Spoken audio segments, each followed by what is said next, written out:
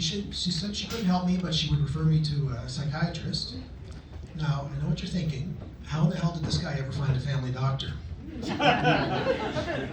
Well, I'll tell you. It's because of my privilege. My privilege of being old. I was on the the wait list, a lot of you people were still in diapers. So don't worry, your time will come. So I met with this psychiatrist and answered all her questions, and she confirmed 3 things for me. She said, I'm not autistic, I do have social anxiety disorder, and I am not a father. So, for those that don't know, social anxiety disorder is basically a fear of being judged negatively or being the center of attention, which I realize sounds ironic coming from somebody standing on a stage in front of a bunch of people. But basically it makes me seem aloof and come across as unfriendly to other people. So in a way, this diagnosis of social anxiety disorder was not a bad thing, because I found out that I'm not just a natural born asshole, I actually have a mental health condition, so yay me. So I went on a cruise earlier this year and brought my kids, which I guess probably goes without saying. It's not like my girlfriend and I just disappeared for a week and didn't tell anyone where we're going. And if I did that, my wife would kill me. So we went, I was talking to Jim at work, told him I was taking the family on a cruise, and he said, oh, are you going on a Disney cruise? And I said, no, Carnival cruise. And he got this look on his face and said, ooh, I thought you cared about your family. So it was at that point that I learned that Carnival does have a bit of a bad reputation as a cheap booze cruise. So for those that aren't familiar with the cruise lines, if you think of, let's say, a Disney cruise is kind of like a Four Seasons hotel, Royal Caribbean cruise is like a Hilton hotel, a Carnival cruise is kind of like a blue tarp over a shopping cart in a park downtown. So it's basically a floating flop house is what I'm saying. So picture a Walmart, but at sea and with even more drunk people. No, but I am kidding. We had a great time. As it turned out, the worst thing about going on a Carnival cruise was telling people you're going on a Carnival cruise. Now, some parents are just terrible. On the ship, there were teens roaming around, causing trouble, making a mess, swearing. Unfortunately, those were my kids. So I brought my 2 teenage kids on this cruise. They got to live a life of luxury for a week. Got to visit exotic locations like the Burger King bathroom in Nassau, Bahamas. Meet interesting characters like the scammy tour guide dressed like an Egyptian pharaoh. And all I heard were complaints that I didn't pay extra for the Wi-Fi on the ship. I tell you, my kids just want to Snapchat with their friends. Now, my wife and I have decided that for our next trip, just the 2 of us are going on a Disney cruise, and we're going to lock the kids in the basement with their phones in a kiddie pool. They won't even know the difference. Now, we did eat well on the ship. We were eating all the time, in fact. Now, my son, he eats like he's anticipating a famine. So one day, late in the afternoon, he went to one of the restaurants on the ship and he ordered 2 sandwiches and a pizza. And I told him, we're going for dinner in a couple hours, and he just looked at me and said, okay, boomer. I'm not viewing, this is bussin' no cap. I'm here like a true Sigma yacht. Skibidi toilet, where's Dad?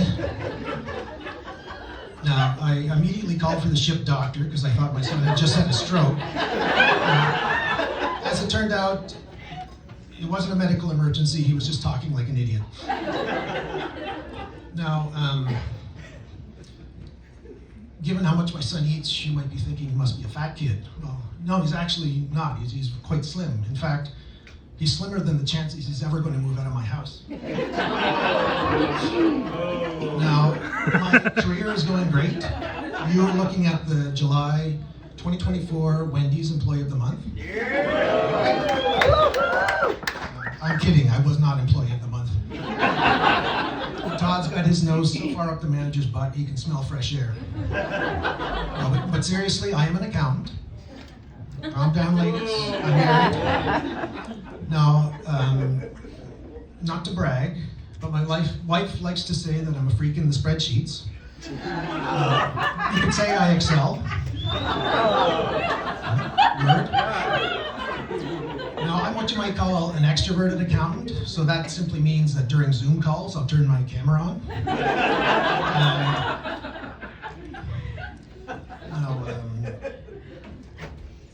I became an accountant because I couldn't handle the heart-pounding excitement of being an economist, and I didn't have the outgoing personality needed to be a librarian.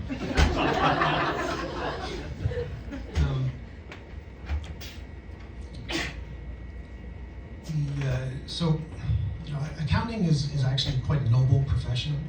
It takes honesty and integrity, and in my heart, I really felt like it would be a really fast way to make lots of money.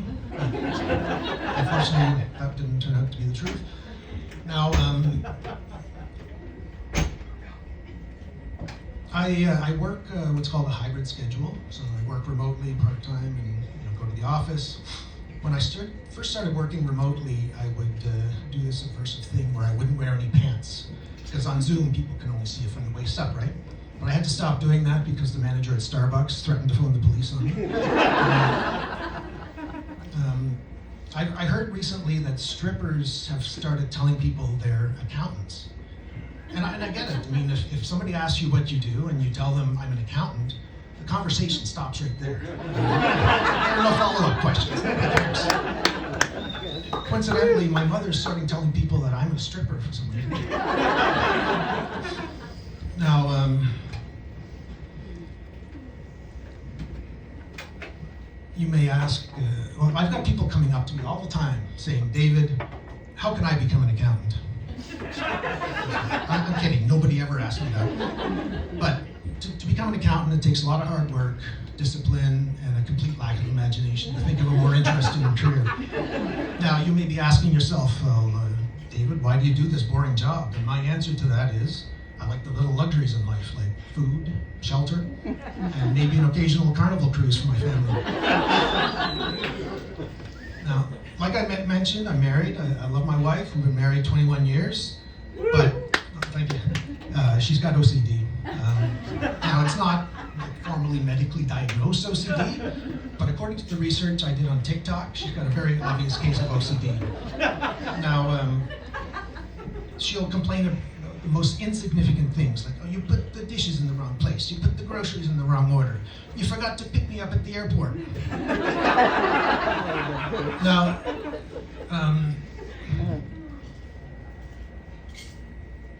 and the I recently, after dinner, I loaded the dishwasher up, and my wife came and saw what I was doing, and she went and rearranged every single dish in that dishwasher. I didn't put them in the way she wanted them. And you might be thinking, well, why don't you just put them the way she wants? And I could do that, but then that would mean the terrorists win.